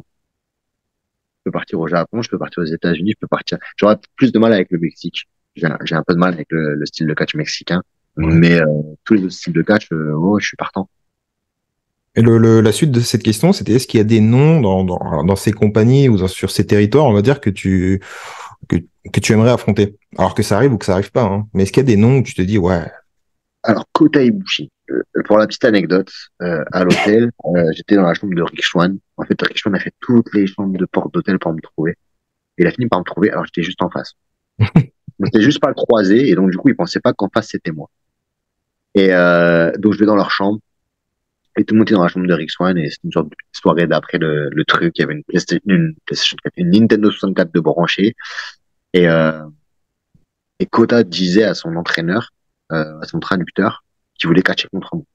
Je regardais ah pas ouais, dire, ouais, vrai physique, trop strong style, tout ça, nanani, nana. Donc, ouais, bon, pareil, hein, j'ai contacté personne. Je connais la technique. Et on a l'habitude. Mais ouais, non, côté Ibushi, ouais. Même si je sais que je vais prendre une leçon. Mais Kota Ibushi, par exemple, AEW, Daniel Bryan, Cesaro, Moxley, que j'aimais pas du tout à la VVE et que ouais. j'apprécie énormément à la AEW, MJF, Scorpio Sky, Peter Avalon, voilà, il y a plein de gens euh, à la AEW que j'aimerais bien catcher parce que je les trouve très très bons. TNA, c'est pareil. Euh, Il y a des gens partout en fait. Si on regarde bien, il y a des gens partout qui sont excellents. Euh, je suis pas très bon avec les noms, hein, donc je dis vraiment ceux que j'arrive à me rappeler. Mais toutes les fédérations, toutes les promotions ont de la qualité. Moi, je regarde en Angleterre, il y a déjà Black Swan, Rat Noir. Ouais. Euh, je l'ai jamais catché et, et je demande que ça. Ah oui, Je oui. demande que ça parce que ouais, il est incroyable. Il est incroyable. Il est incroyable et je sais que le match sera ouf parce qu'on est capable de tous les deux écrire une histoire et que les deux ensemble, ça va faire un truc méga chouette. Et j'attends. Et j'attends. Je pense que ça. Mais voilà, secret d'État.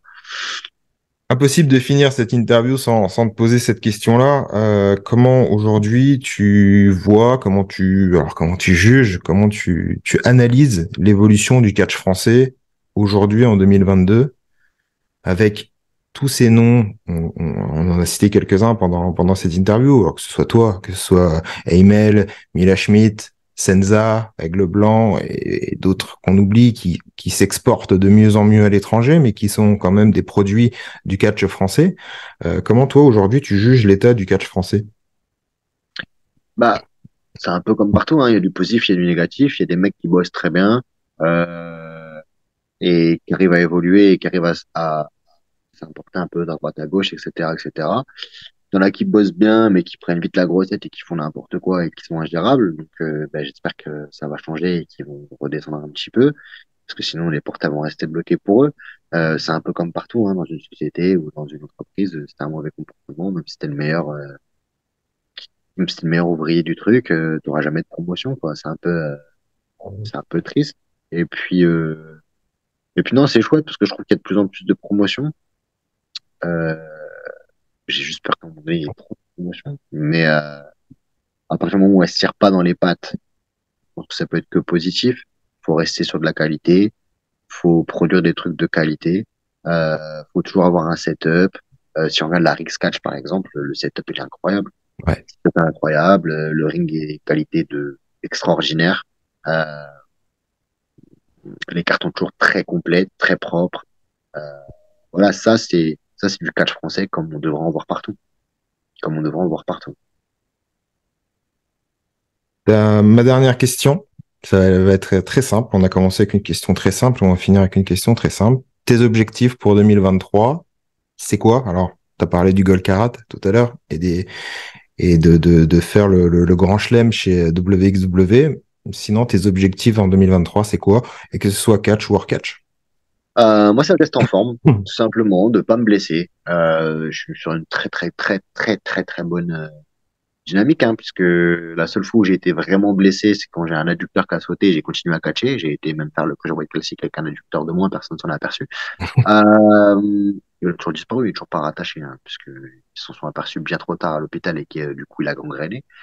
Euh, non, rester en forme, pas de blessure majeure, pouvoir continuer à kiffer le catch, continuer à voyager, à être avec des gens que j'aime, continuer à produire des bons matchs, continuer à pousser le catch français vers le haut, continuer à aider des jeunes qui le méritent, ou même des moins jeunes, qui n'ont pas eu la chance de pouvoir être, de pouvoir être aidés ou mis en avant. Euh, ouais, peut-être encore plus de matchs que l'année dernière, si c'est possible, tant que la santé ça tient. Et puis voilà, c'est vraiment le, le mal que je me souhaite, comme on dit. Bah, c'est tout ce qu'on te souhaite aussi, Tristan. Merci beaucoup. Merci à toi Merci à d'être, vous. d'avoir accepté cette interview déjà. Et puis merci à toi pour tes réponses, pour tes souvenirs, pour tes anecdotes, pour tout ce que tu as pu partager avec nous aujourd'hui. C'était un vrai plaisir en tout cas pour moi de partager cette, je pense, cette heure et demie au moins d'interview ensemble. Ouais, je pense que Euh, Bah, au plaisir à refaire, hein, à refaire. On s'en fait une par an, je pense. Une par an, c'est bien. le mercredi, c'est pas mal. Là, on est en vacances. Le mardi, ça passe. Mais 1 heure et demie, le mercredi, ça passera toujours. En tout cas, merci à toi, Tristan. On te souhaite encore plein de belles choses pour l'année 2023. Continue à porter haut et fort les couleurs de la France, parce que c'est un plaisir d'avoir un représentant qui peut être aussi haut. Et ça nous fait super plaisir. Et continue surtout à rester toi-même, parce que c'est un vrai plaisir, en tout cas, d'échanger avec toi. Merci beaucoup. Pour tout le monde, cette interview sera disponible sur la chaîne YouTube de Wrestling with Honor. On la partagera aussi quelques petits morceaux sur les réseaux sociaux, sur Twitter. Et puis, n'hésitez pas à vous abonner puisqu'il y a aussi le podcast de la Ring of Honor, History of Honor, qui est disponible sur notre chaîne YouTube. On dit coucou à Tristan, coucou au chien, et je vous dis à bientôt les gars. Au revoir. À bientôt.